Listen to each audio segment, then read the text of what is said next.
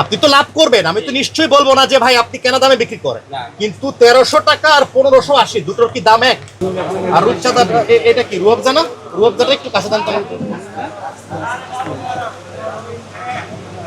আপনি বোঝেন নাই, আপনি আমার কথাটা বোঝেন, মনোযোগ দিয়ে শোনেন, তারপরে আপনি কথা বলেন।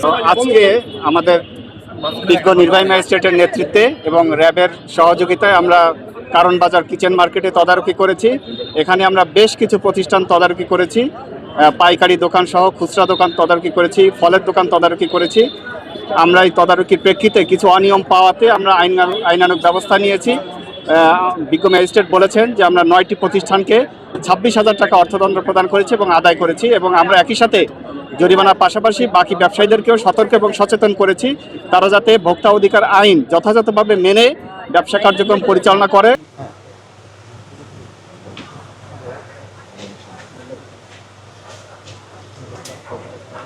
আজকে আমরা মূলত আমাদের দ্রব্যমূল্য পরিস্থিতি রমজানে যেন স্থিতিশীল থাকে সেই প্রেক্ষিতে সরকারি নির্দেশনা প্রতিপালনের লক্ষ্যে নিয়মিত অভিযানের অংশ হিসাবে কারণ বাজারের কিচেন মার্কেট এলাকায় মোবাইল কোর্টের অভিযান পরিচালনা করি।